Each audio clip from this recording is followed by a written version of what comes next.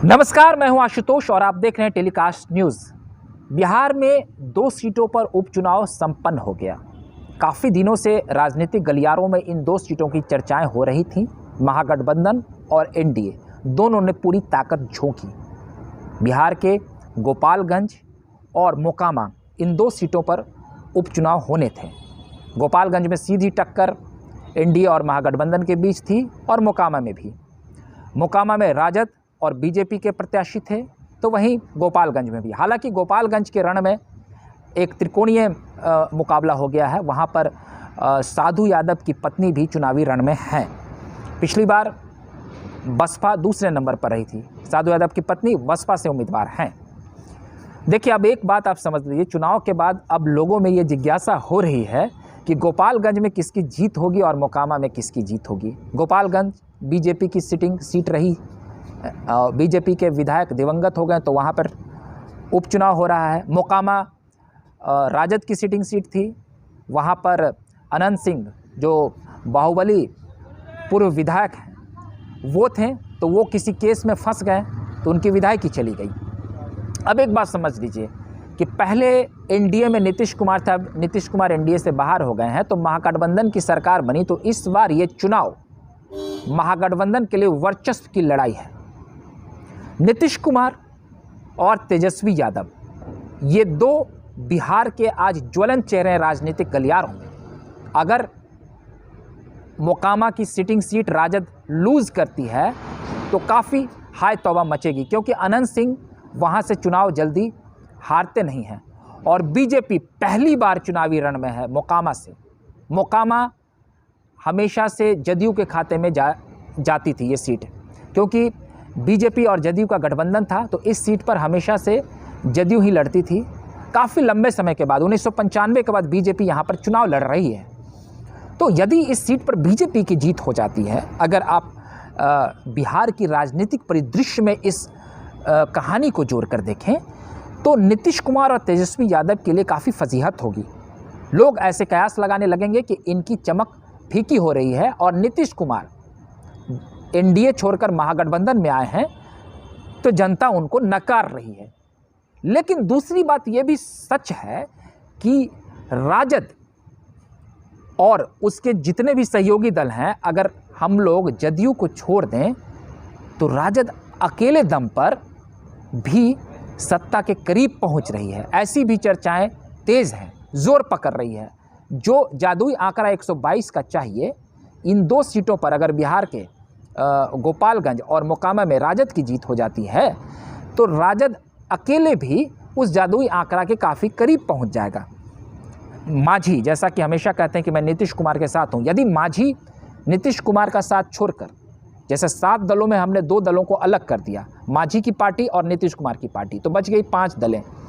इन 5 दलों के समीकरण को जोड़ दें और इन 2 सीटों को जोड़ दें, और फिर अगर मांझी का समर्थन भी राजद की तरफ आ जाता है, तो बगैर नीतीश कुमार के तेजस्वी प्रसाद यादव बिहार के मुख्यमंत्री आसानी से बन जाएं, क्योंकि सुमित सिंह भी निर्दलीय विधायक हैं और उनको भी सत्ता चाहिए। विपक्ष में कौन बैठना चाहेगा?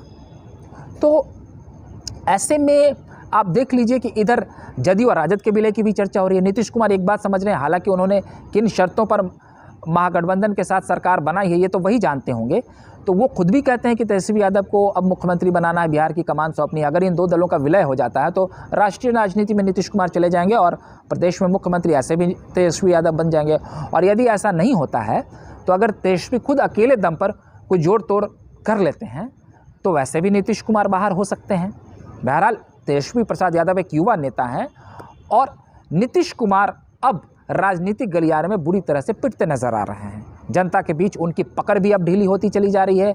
लोगों का मन भी अब उनसे हटता चला जा रहा है। जैसा कि आपने देखा कि वो दोनों जगहों पर चुनाव प्रचार करने नहीं गए, क्योंकि वो भी चाह रहे हैं कहीं ना कहीं कि राजद इन सीटों पर न जीते।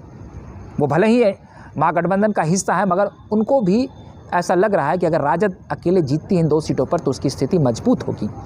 नीतीश कुमार ने अभी भी महागठबंधन में राजद को हाशिए पर रखा है। उनके 2 मंत्री ऑलरेडी इस्तीफा दे चुके हैं, तो नीतीश कुमार अपनी चमक महागठबंधन के अंदर अभी भी बहुत ही बड़ा अपना अस्तित्व रखना चाहते हैं, तो राजद को भी ये बातें ज़रूर खटकती होंगी। और आप देख लीजिए कि नीतीश कुमार इस डर से भी चुनाव प्रचार में नहीं गए कि हो सकता है जनता का कैसा रिस्पांस उन्हें मिले। पिछले बार भी उन्होंने कहा था कि मैं अब आगे चुनाव नहीं लड़ूंगा, पिछले विधानसभा चुनाव में।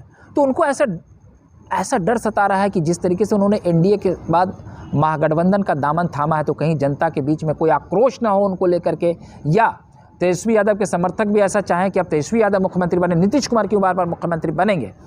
तो वो, हालांकि बीमारी कोई बहुत बड़ा मुद्दा नहीं था, नीतीश कुमार प्रचार करने जा सकते थे, लेकिन एक बात आप समझ लीजिए कि नीतीश कुमार की राजनीतिक पारी अब विराम पर जा रही है।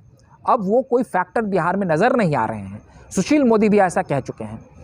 तो तेजस्वी प्रसाद यादव अगर बिहार के मुख्यमंत्री बनते हैं तो इस बात से किसी को गुरेज नहीं होगा, और उन्होंने पहले भी कहा है कि मुझे एक मौका दीजिए 3 साल का, अगर मैं काम अच्छा नहीं करूंगा तो दोबारा मौका नहीं दीजिएगा। तो अब एक बात समझ लीजिए कि गोपालगंज में जो राजपूत वोटर हैं वो निर्णायक भूमिका में हैं, और राजपूत और बैस और बीजेपी की तरफ से राजपूत उम्मीदवार हैं, और एमओआई समीकरण जो राजद का होता है, तो एमओआई समीकरण में आप देख लीजिए कि ओवैसी की पार्टी भी चुनावी रण में है। अगर वाई समीकरण की बात करें, एम समीकरण की बात करें, और अगर वाई समीकरण की बात करें तो साधु यादव की पत्नी भी चुनावी रण में है। तो वैसे में कुछ राजद के लिए एमवाई समीकरण गड़बड़ होता दिख रहा है। और राजपूत का पोलराइजेशन, मतलब एक तरफ से अगर बीजेपी की तरफ चूँकि सहानुभूति वोट भी मिल सकता है, हाँ, तो वो पोलराइजेशन हो सकता है, और बेस्ट भी बीजेपी का कोर वोटर रहा है, तो ऐसे में बीजेपी का पलड़ा थोड़ा भारी वहाँ नजर आ रहा है। अब मोकामा की बात करें तो यहाँ के वोटर्स इस बार काफ़ी साइलेंट हैं, और अनंत सिंह की वहाँ तूती बोलती है। लेकिन बीजेपी ने 2 प्रयोग किया जो काफ़ी सफल माना जा रहा है। एक तो उसने यहाँ पर जदयू के ही एक बाहुबली ललन सिंह को लाकर प्रोजेक्ट कर दिया। ललन सिंह ये जदयू के राष्ट्रीय अध्यक्ष नहीं है, जो जदयू के राष्ट्रीय अध्यक्ष हैं ललन सिंह, उनके ही ये काफ़ी करीबी हैं ललन सिंह, जिनकी पत्नी यहाँ से चुनावी रण में है, अनंत सिंह की पत्नी नीलम देवी के सामने। तो नीलम देवी के सामने सोनम देवी है चुनावी रण में। तो ये ललन सिंह काफ़ी समय से चाहते थे कि वो मोकामा से चुनाव लड़े, लेकिन जदयू से उनको टिकट नहीं मिल पाता था। और ये जो राष्ट्रीय अध्यक्ष हैं जदयू के ललन सिंह, वो भी अनंत सिंह से काफ़ी खफा रहते थे। वो भी शुरुआती दौर में प्रचार करने नहीं जा रहे थे, लेकिन बाद में उन्हें मनाया गया और वो प्रचार करने गए। कुछ लोग तो ऐसा भी कर रहे हैं कि ललन सिंह की ही चाल है कि उसने ललन सिंह को बीजेपी में भेज दिया और चुनाव लड़ने के लिए प्रोजेक्ट किया है। और बीजेपी काफ़ी मतलब लंबे समय के बाद यहाँ पर चुनाव लड़ रही है, और यहाँ पर भूमियार वोटर जो है वो काफ़ी मतलब निर्णायक भूमिका में होती है। और आप देख सकते हैं कि यहाँ पर जितने भी वोटर्स हैं उसमें 40% से ऊपर जो हैं वो फॉरवर्ड वोटर्स यहाँ पर निर्णायक भूमिका होंगे, और जो भूमियार जाति के जो वोटर्स हैं वो यहाँ पर निर्णायक भूमिका में है। तो दोनों तो एक ही जाति से आते हैं। तो थोड़ा आप देख सकते हैं कि अगर नीतीश फैक्टर यहाँ पर माइनस जाता है, अगर उनके प्रति एंटी इनकन्वेंसी होती है, तो राजद के लिए यहाँ पर थोड़ी मुश्किल हो सकती है। लेकिन एक दूसरा फैक्टर भी है कि नीतीश कुमार और तेजस्वी प्रसाद यादव के अगर इंटैक्ट वोटर एकजुट होकर के अगर वोट डालते हैं तो फिर बीजेपी के लिए जीतना काफ़ी मुश्किल होगा। बहरहाल इस चुनावी रण में पूरी राजनीतिक मतलब सरगर्मी तेज़ रही, और इस चुनाव को केवल उपचुनाव ही नहीं, मतलब ऐसा बहुत कम बहुत बिरले होता है, ये चुनाव मानो विधानसभा का चुनाव हो रहा, मान लो सत्ता पाने और खोने का चुनाव हो रहा, ये वर्चस्व का चुनाव हो रहा है। बीजेपी ने पूरी ताकत, जो कि चिराग पासवान को भी ले आया, हालांकि उधर महागठबंधन ने आखिरी मौके पर मुकेश सहनी को भी लाकर कुछ बैलेंस बनाने की कोशिश की है। तो पूरी तरीके से इस चुनावी समर में और परिदृश्य में दोनों तरफ से जोरदार टक्कर है, और 6 तारीख को परिणाम आएगा। ये परिणाम बिहार की राजनीति के लिए बहुत कुछ बयां कर जाएगा, और उसके बाद बहुत राजनीतिक उथल पुथल भी आपको देखने को मिलेंगे। बहरहाल आप हमारे साथ बने रहिए, मैं फिर अगली बार कुछ और चुनावी विश्लेषण और इस गणित के साथ आपके सामने विस्तार से चर्चाएँ करने आऊँगा।